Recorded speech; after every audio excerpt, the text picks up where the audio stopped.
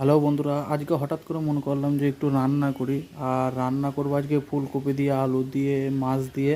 তো এখানে আমি ফুলকপি ভেজে নিয়েছি, মাছ ভেজে নিয়েছি, আর এটা আলু ভেজে নিয়েছি। আর এখানে হচ্ছে আমাদের তেল গরম হচ্ছে, তার সাথে দুটো শুকনো লঙ্কা দিয়েছি। আর এখানে আমি পেঁয়াজ কিছু কেটে নিয়েছি। তো কীরকম আমি রান্নাটা করি সেটাই তোমাদের ঘর দেখাবো, আর কেমন টেস্টি হয় সেটাও তোমাদের ঘর খেয়ে দেখাবো। আর যদি টেস্টিও না হয় তাহলেও আমাদের ঘর খেতে হবে, অন্য অন্য ভিডিওর মতো না যে টেস্ট না হলে ফেলে দেবো, শুধু রান্নার ভিডিওটা করব, সেটা কিন্তু একদমই না।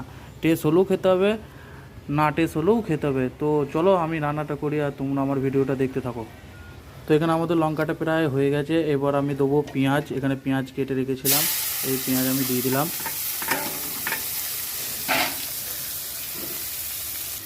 এখানে কিন্তু বন্ধুরা পেঁয়াজ আমার যতক্ষণ হবে ততক্ষণে একটুখানি এখানে নুন দিয়ে দিলাম, যেন পেঁয়াজটা খুব তাড়াতাড়ি গলে যায়। এরপরে আরও মশলা দেবো, কিন্তু একটু পেঁয়াজটাকে একটু নাড়িয়ে নেবো কিছু 1 মিনিট। তো বন্ধুরা আমরা কিন্তু আলু আর ফুলকপিটা দিয়ে দিয়েছি এখানে কড়াইয়ের মধ্যে।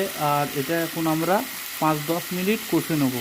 কষে দেওয়ার পর এতে একটু পানি দেবো, পানি দেওয়ার পর মাছটা লাস্টে দেবো। কিছুক্ষণ ফুটানোর পর এটাকে আমরা নামিয়ে নেবো, আর খেয়ে বলবো যে কেমন হয়েছে রান্নাটা।